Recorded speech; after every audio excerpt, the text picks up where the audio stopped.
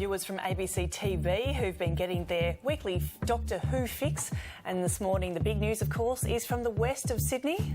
For more, we're joined now by Neve Owens, and it was a win against the odds for the Western Sydney Wanderers. It certainly was, Jez. Plenty of excitement in Parramatta this morning, and of course for the few brave fans who made the trip to Riyadh as well.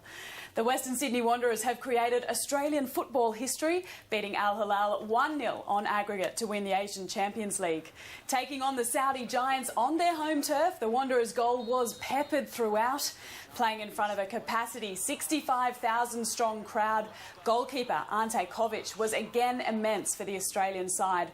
And more than one controversial penalty decision went the Wanderers' way. In cricket news, Pakistan dismissed Australia for 261 and are building a big lead at stumps on day 3 of the second test in Abu Dhabi. Mitch Marsh was a rare shining light for the Aussies as they fell 309 runs short of Pakistan's first innings total, but Pakistan chose not to enforce the follow-on. Australia lost 4 wickets in the opening session, with the Glenn Maxwell experiment failing after a reckless shot choice. Marsh and captain Michael Clarke provided some resistance, but when the skipper fell, it triggered a collapse.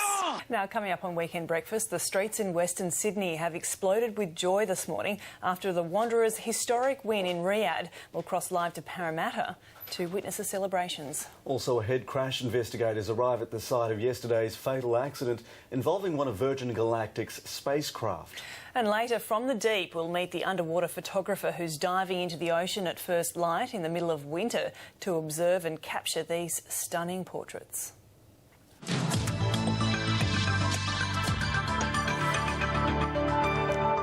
Take a look at the weather now, and the satellite shows a region of low pressure over the northwest and the Northern Territory. That's triggering widespread showers and thunderstorms. A trough over inland Queensland is generating the odd shower and thunderstorm, while an unstable southwesterly flow is triggering showers in Victoria and Tasmania.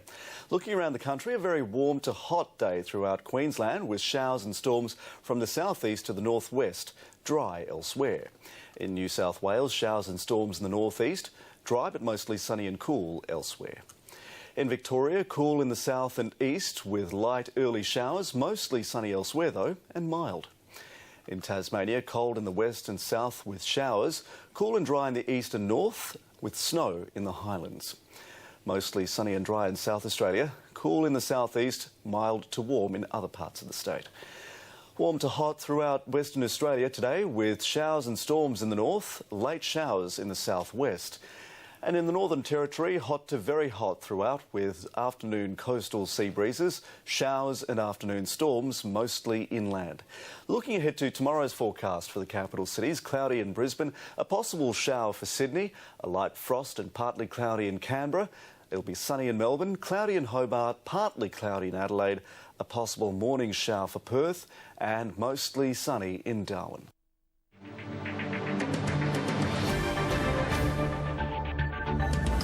The top stories from ABC News. Easing conditions have helped hundreds of firefighters battling a blaze in the Blue Mountains, west of Sydney. The bushfire, which destroyed one home and seriously damaged another, came on a day of wild weather across New South Wales, where a lightning strike killed a teenager near Newcastle. Officials in the US have begun their investigation into why a Virgin Galactic space rocket crashed over California's Mojave Desert, killing one pilot and injuring the other.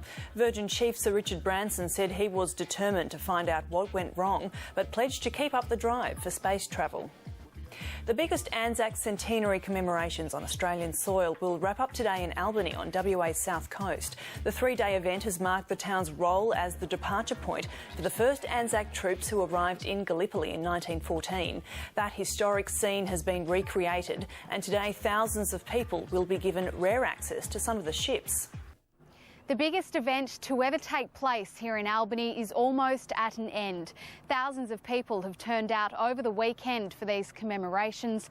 People lined York Street for a troop march through the centre of town and then poured in here to the Anzac Peace Park for a formal service attended by the Prime Minister, Tony Abbott, the New Zealand Prime Minister, John Key, and the Governor-General, Sir Peter Cosgrove.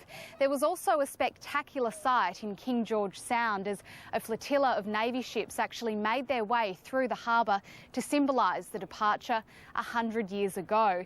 And on top of that, there was the official opening of the new National Anzac Centre that takes visitors through a very personal and emotional journey of 32 soldiers and nurses and details their experiences during World War I. On the final day of commemorations, there'll be a Navy open day where people can actually board some of these ships and take a look around. Authorities say there's been an overwhelming level of interest in those tours, and they're hoping it will be a fitting end to what's been a very special 3 days for Albany.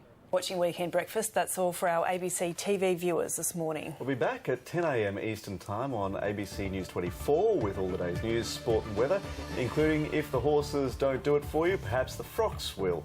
We take a closer look at the fashions on the field this spring racing season. Stay tuned now for Insiders.